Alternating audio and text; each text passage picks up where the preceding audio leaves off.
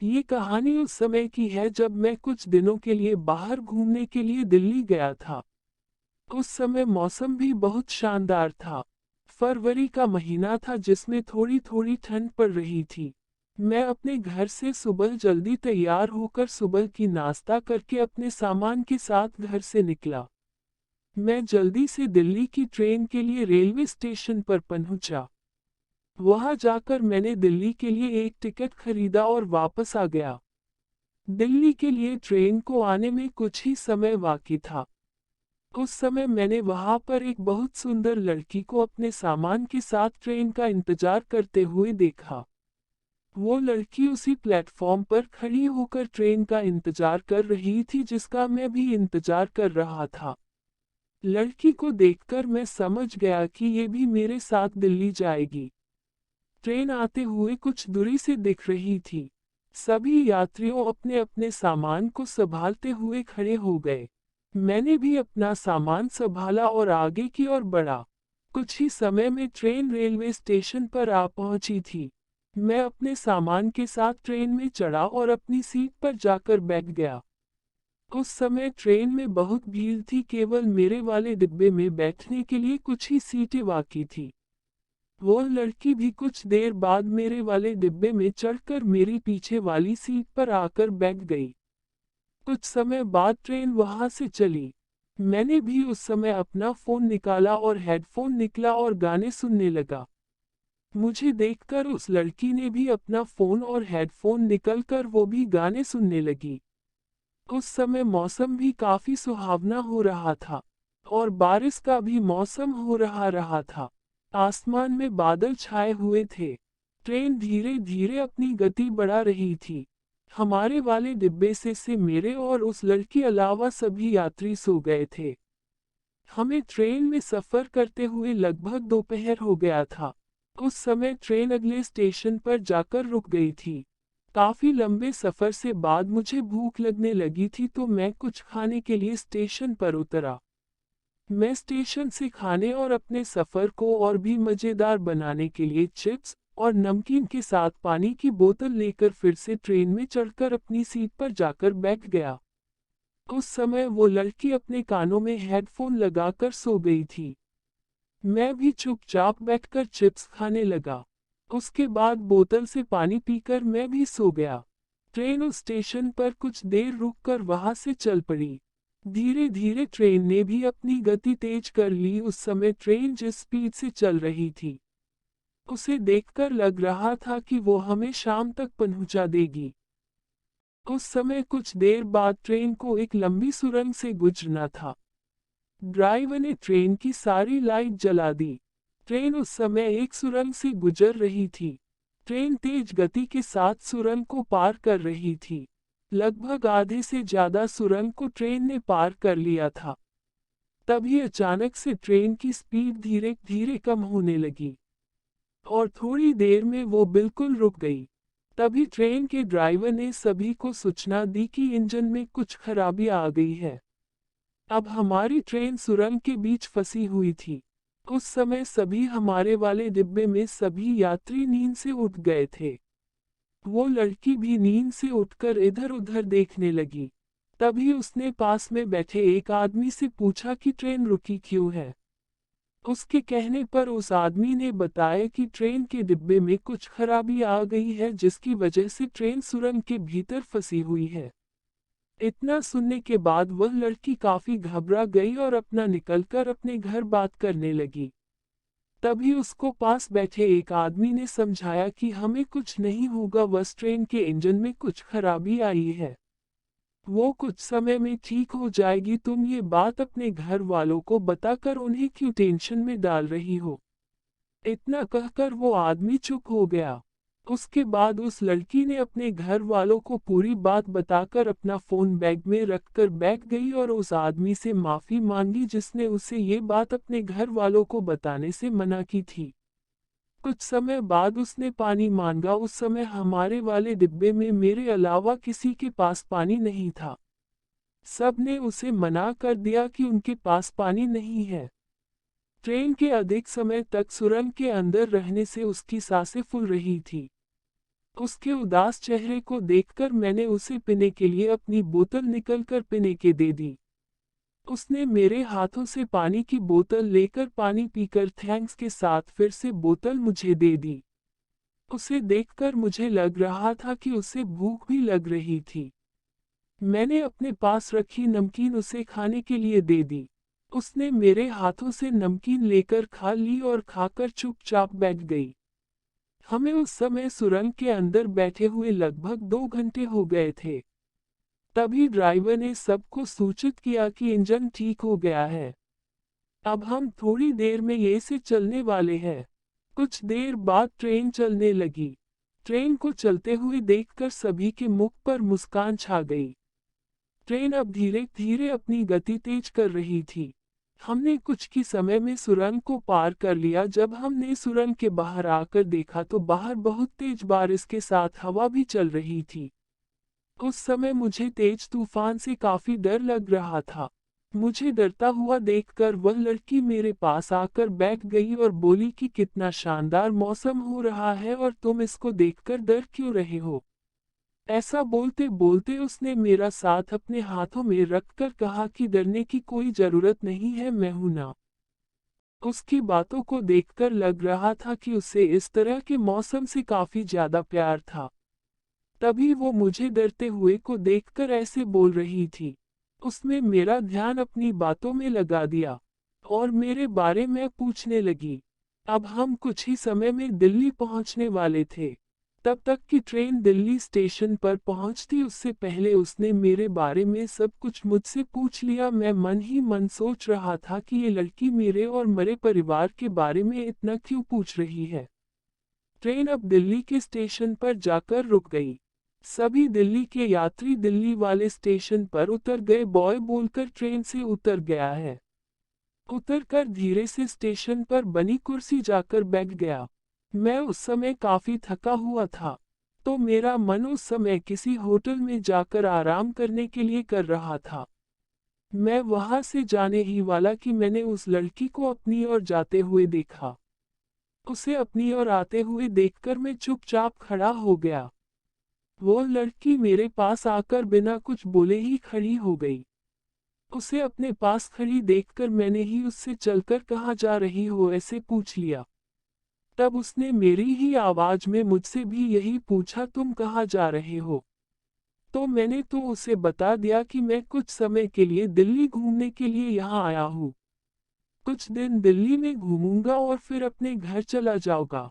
फिर उसने बताया कि वो उसकी मौसी के पास दिल्ली आई है, यहाँ कुछ समय के लिए रहेगी और फिर अपने घर चली जाएगी। लेकिन मुझे अभी तक मेरी मौसी लेने के लिए नहीं आई है, वो आए तक आप मेरे साथ रुक जाओ ना। उस समय मैं काफी थका हुआ था, उसकी वजह से मैंने उससे कहा कि मैं पहले से ही काफी थका हुआ और अब मुझसे और नहीं होगा पाएगा। मैंने लड़की से कहा कि वो मेरे साथ पास के होटल में चले, जब उसकी मौसी यहाँ आएगी तब उसे कॉल कर लेने। फिर उसने मेरे साथ होटल में जाने की हाँ कर दी। हम दोनों एक साथ पास के होटल में चले गए। वहां जाकर मैं अपने रूम में जाकर सो गया। मुझे ऐसा लग रहा था कि मुझे भूख आ रहा है। वो लड़की भी रूम में रखे सोफे पर लेट गई। हम दोनों के बीच इतनी सारी बातें होने के बावजूद भी हम एक दूसरे का नाम नहीं जानते थे। मेरी कुछ समय के बाद आंख लग गई थी, तो मैं अपने रूम में सो गया। लेकिन जब मेरी आंख खुली तो मैंने अपने आप को हॉस्पिटल में पाया। मेरी आंखें खुलते ही एक नर्स ने बताया कि मुझे काफी तेज बुखार आ गया। मुझे एक लड़की यह तक लेकर आई है। नर्स की बातें सुनकर मैं जल्दी से बाहर आ गया। तब बाहर आकर देखा कि वह लड़की एक कुर्सी पर बैठी हुई है। मैंने उससे वहां जाकर उससे पूरी बातें पूछी, तब उसने मुझे सारी बताई।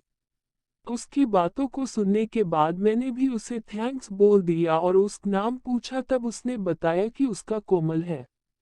मैंने भी अपना नाम राज बताया।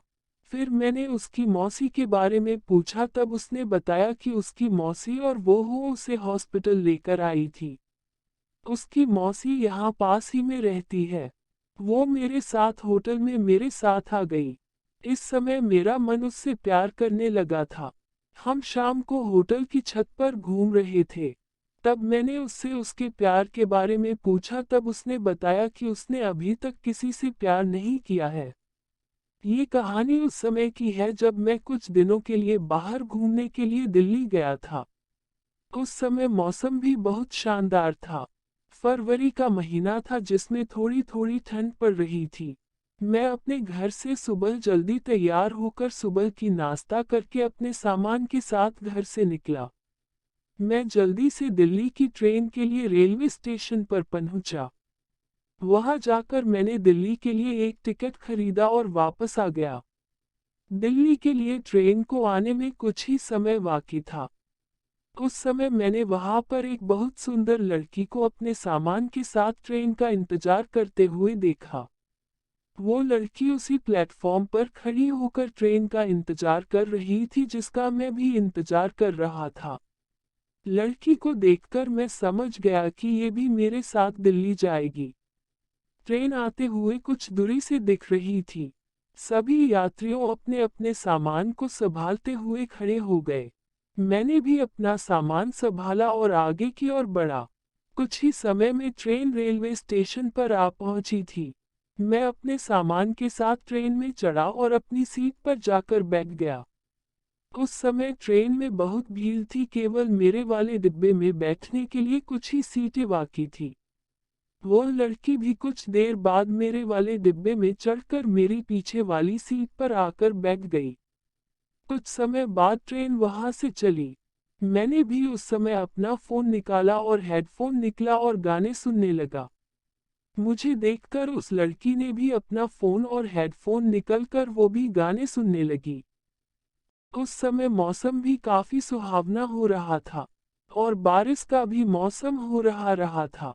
आसमान में बादल छाए हुए थे। ट्रेन धीरे धीरे अपनी गति बढ़ा रही थी। हमारे वाले डिब्बे से मेरे और उस लड़की अलावा सभी यात्री सो गए थे। हमें ट्रेन में सफर करते हुए लगभग दोपहर हो गया था। उस समय ट्रेन अगले स्टेशन पर जाकर रुक गई थी। काफी लंबे सफर से बाद मुझे भूख लगने लगी थी तो मैं कुछ खाने के लिए स्टेशन पर उतरा। मैं स्टेशन से खाने और अपने सफर को और भी मजेदार बनाने के लिए चिप्स और नमकीन के साथ पानी की बोतल लेकर फिर से ट्रेन में चढ़कर अपनी सीट पर जाकर बैठ गया। उस समय वो लड़की अपने कानों में हेडफोन लगाकर सो गई थी। मैं भी चुपचाप बैठकर चिप्स खाने लगा। उसके बाद बोतल से पानी पीकर मैं भी सो गया। ट्रेन उस स्टेशन पर कुछ देर रुककर वहां से चल पड़ी। धीरे धीरे ट्रेन ने भी अपनी गति तेज कर ली। उस समय ट्रेन जिस स्पीड से चल रही थी उसे देखकर लग रहा था कि वो हमें शाम तक पहुंचा देगी।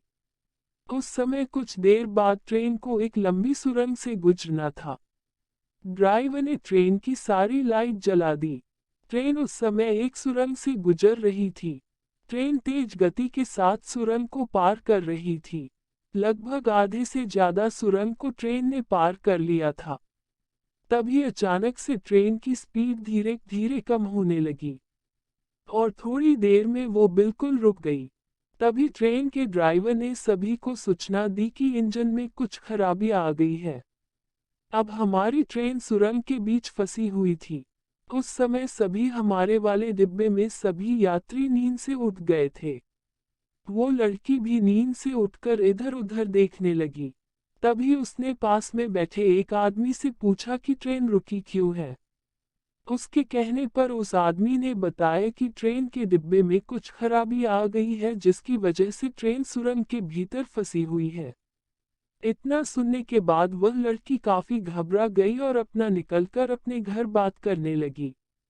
तभी उसको पास बैठे एक आदमी ने समझाया कि हमें कुछ नहीं होगा, बस ट्रेन के इंजन में कुछ खराबी आई है, वो कुछ समय में ठीक हो जाएगी। तुम ये बात अपने घर वालों को बताकर उन्हें क्यों टेंशन में डाल रही हो। इतना कहकर वो आदमी चुप हो गया। उसके बाद उस लड़की ने अपने घर वालों को पूरी बात बताकर अपना फोन बैग में रखकर बैठ गई और उस आदमी से माफी मांगी जिसने उसे ये बात अपने घर वालों को बताने से मना की थी। कुछ समय बाद उसने पानी मांगा। उस समय हमारे वाले डिब्बे में मेरे अलावा किसी के पास पानी नहीं था।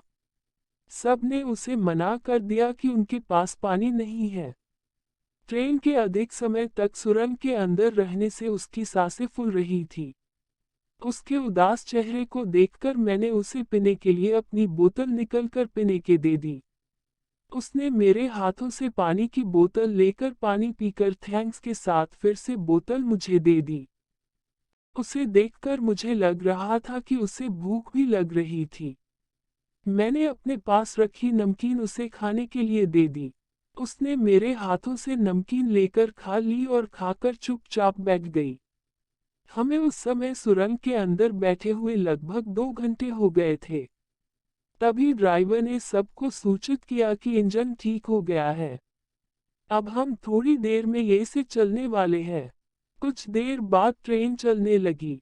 ट्रेन को चलते हुए देखकर सभी के मुख पर मुस्कान छा गई। ट्रेन अब धीरे धीरे अपनी गति तेज कर रही थी। हमने कुछ ही समय में सुरंग को पार कर लिया। जब हमने सुरंग के बाहर आकर देखा तो बाहर बहुत तेज बारिश के साथ हवा भी चल रही थी। उस समय मुझे तेज तूफान से काफी डर लग रहा था। मुझे डरता हुआ देखकर वह लड़की मेरे पास आकर बैठ गई और बोली कि कितना शानदार मौसम हो रहा है और तुम इसको देखकर डर क्यों रहे हो। ऐसा बोलते बोलते उसने मेरा साथ अपने हाथों में रखकर कहा कि डरने की कोई जरूरत नहीं है, मैं हूं ना। उसकी बातों को देखकर लग रहा था कि उसे इस तरह के मौसम से काफी ज्यादा प्यार था। तभी वो मुझे डरते हुए को देखकर ऐसे बोल रही थी। उसने मेरा ध्यान अपनी बातों में लगा दिया और मेरे बारे में पूछने लगी। अब हम कुछ ही समय में दिल्ली पहुंचने वाले थे। तब तक कि ट्रेन दिल्ली स्टेशन पर पहुंचती उससे पहले उसने मेरे बारे में सब कुछ मुझसे पूछ लिया। मैं मन ही मन सोच रहा था कि ये लड़की मेरे और मेरे परिवार के बारे में इतना क्यों पूछ रही है। ट्रेन अब दिल्ली के स्टेशन पर जाकर रुक गई। सभी दिल्ली के यात्री दिल्ली वाले स्टेशन पर उतर गए। बॉय बोलकर ट्रेन से उतर गया है। उतरकर धीरे से स्टेशन पर बनी कुर्सी जाकर बैठ गया। मैं उस समय काफी थका हुआ था, तो मेरा मन उस समय किसी होटल में जाकर आराम करने के लिए कर रहा था। मैं वहां से जाने ही वाला कि मैंने उस लड़की को अपनी ओर जाते हुए देखा। उसे अपनी ओर आते हुए देखकर मैं चुपचाप खड़ा हो गया। वो लड़की मेरे पास आकर बिना कुछ बोले ही खड़ी हो गई। उसे अपने पास खड़ी देखकर मैंने ही उससे चलकर कहाँ जा रही हो ऐसे पूछ लिया। तब उसने मेरी ही आवाज में मुझसे भी यही पूछा, तुम कहाँ जा रहे हो। तो मैंने तो उसे बता दिया कि मैं कुछ समय के लिए दिल्ली घूमने के लिए यहाँ आया हूँ। कुछ दिन दिल्ली में घूमूंगा और फिर अपने घर चला जाऊंगा। फिर उसने बताया कि वो उसकी मौसी के पास दिल्ली आई है, यहाँ कुछ समय के लिए रहेगी और फिर अपने घर चली जाएगी। लेकिन मुझे अभी तक मेरी मौसी लेने के लिए नहीं आई है, वो आए तक आप मेरे साथ रुक जाओ ना।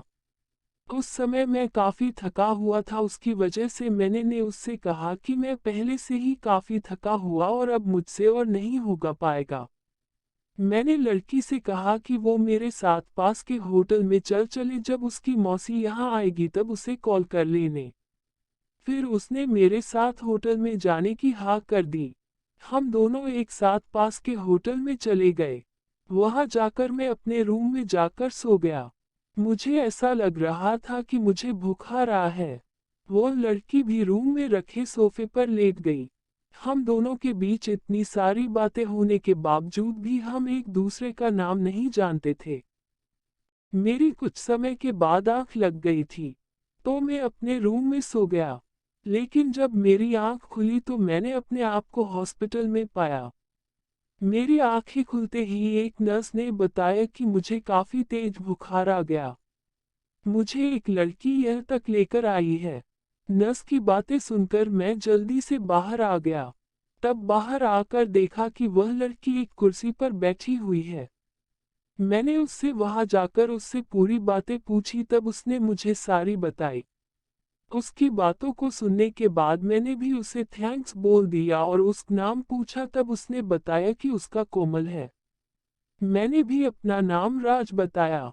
फिर मैंने उसकी मौसी के बारे में पूछा, तब उसने बताया कि उसकी मौसी और वो उसे हॉस्पिटल लेकर आई थी। उसकी मौसी यहाँ पास ही में रहती है। वो मेरे साथ होटल में मेरे साथ आ गई। इस समय मेरा मन उससे प्यार करने लगा था। हम शाम को होटल की छत पर घूम रहे थे। तब मैंने उससे उसके प्यार के बारे में पूछा, तब उसने बताया कि उसने अभी तक किसी से प्यार नहीं किया है। तब मैंने उससे मेरे बारे में पूछा और उसने मुझे हाँ कहकर मुझे गले लगा लिया। रोज वो मेरे पास ही रात को मेरे साथ रुकी थी। हम दोनों ने ट्रेन के सफर के बारे खूब सारी बातें भी करी। फिर वो अगली सुबह मुझे अकेला छोड़कर मेरे पास से चली गई। मेरे पास उसके फोन नंबर भी नहीं था और न ही मुझे उसके घर का पता था। मैं पूरे दिन यही बात सोचता रहा, आखिरकार उसने मेरे साथ ऐसा क्यों किया। मैंने वहां पर उससे ढूंढने की कोशिश की, उसका कोई पता नहीं चला। उस समय मेरा मन काफी दुखी हो रहा था, तो मैंने वहां से अपने घर आने को सोचा। मैं जल्दी से रेलवे स्टेशन पर गया और टिकट लेकर ट्रेन में बैठकर अपने घर आ गया। उस समय मुझे ट्रेन में उस लड़की की याद आ रही थी। दोस्तों, हमारी यह कहानी कैसी लगी, पसंद आई हो तो हमारे चैनल को सब्सक्राइब करें और बेल आइकॉन दबाएं। धन्यवाद।